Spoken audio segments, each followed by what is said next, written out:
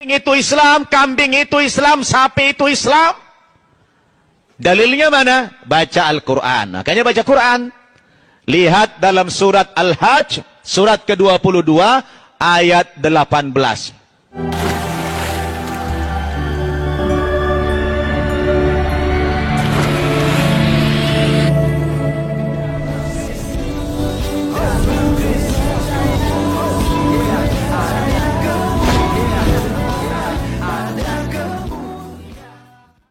Salam Elechem Bishem Yeshua HaMashiach. Salam damai sejahtera dalam nama Tuhan Yesus Kristus untuk kita semua. Teman-teman sekalian, pada kesempatan kali ini kita akan membahas mengenai pernyataan-pernyataan kocak dari Ustadz Nababan yang tentu saja teman-teman sekalian tidak asing lagi bagi kalian, karena si Ustadz Nababan ini sering sekali menghina kekristenan. Baik itu Alkitab di dalam masjid dia jadikan sebagai sulap, ya kan? Kalau kemarin saya sudah bahas teman-teman sekalian ya, ketika dibacakan Alkitab itu orang bisa jadi loyo ya. Kalau baca Al-Quran mau jadi kuat ya, mau jadi Spiderman atau mungkin jadi Batman ya. Pokoknya jadi kuat kalau baca Al-Quran. Kalau baca Alkitab ya jadi loyo ya, dia pernah buat sulap di dalam masjid.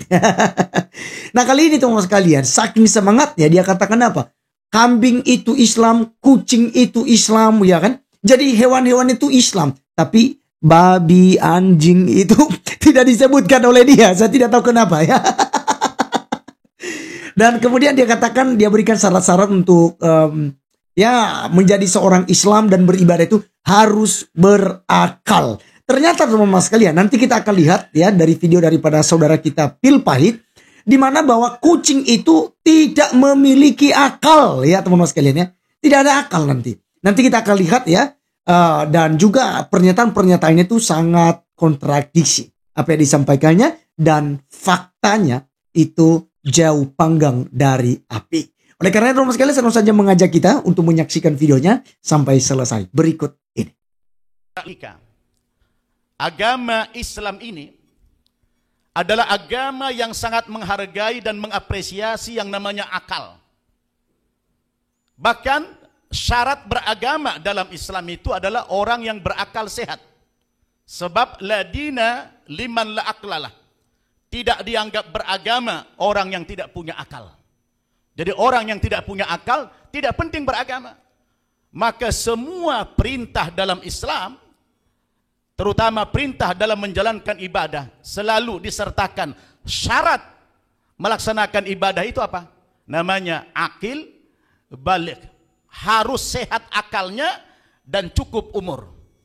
Jadi kalau ada orang belum sehat akalnya, katakan seperti anak-anak, dia tidak dibebankan agama oleh Allah Subhanahu wa taala. Maka kalau ada anak kecil yang belum cukup umur meninggal, dia tidak ada pertanggungjawaban apa-apa di hadapan Allah Subhanahu wa taala kelak. Jadi kalau orang mau sholat, wajib syaratnya apa? Akil balik. Akil artinya berakal sehat. Faktanya, barusan kita sudah dengarkan pernyataan Ustadz Nababan yang mengatakan bahwa dalam Islam, sesuai dengan Quran, syarat beragama dalam Islam adalah orang yang berakal sehat. Jadi, yang tidak berakal tidak penting beragama. Tapi, pernyataan Ustadz Nababan ini justru bertentangan dengan pernyataan dia berikut ini, yang katanya juga berdasarkan Al-Quran. Kucing itu Islam, kambing itu Islam, sapi itu Islam. Dalilnya mana? Baca Al-Quran. Makanya baca Quran. Lihat dalam surat Al-Hajj, surat ke-22, ayat 18. Apakah kamu tidak memperhatikan kata Allah, bahwa sesungguhnya semua makhluk yang di langit maupun di bumi telah bersujud kepada Allah? Pak, Bu, kalau sujud Islam apa tidak? Nah, semua alam ini tunduk kepada mekanismenya Allah Subhanahu wa taala. Barusan kita dengarkan pernyataan Ustadz Nababan yang mengatakan bahwa kucing, kambing dan semua binatang adalah muslim berdasarkan ayat yang dia kutip. Kalau kita tanya ChatGPT, apakah binatang punya akal budi? Jawaban ChatGPT adalah binatang tidak memiliki akal budi seperti manusia.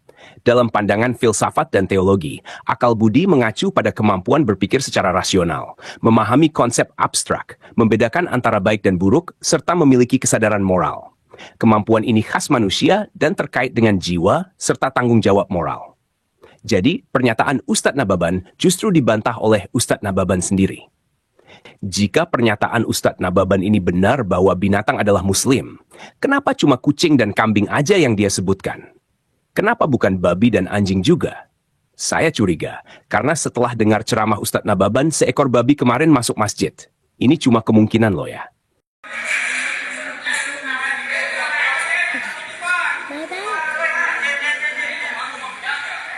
Ayam bakok di rumah sikit, ayam bakok. Ayam bakok di rumah sikit.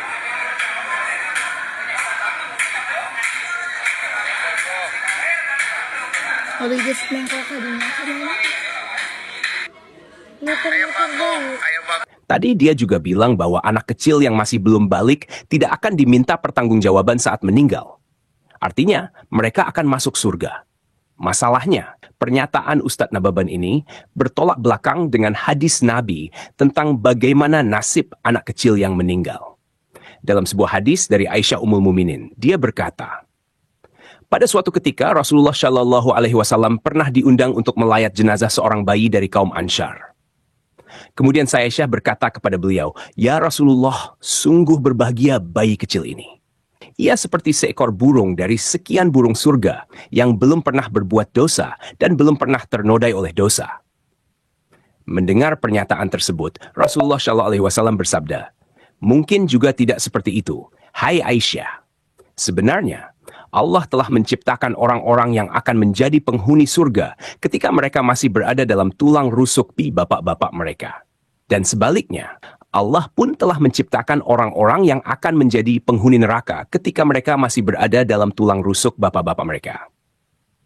Hadis Sahih Muslim nomor 4813.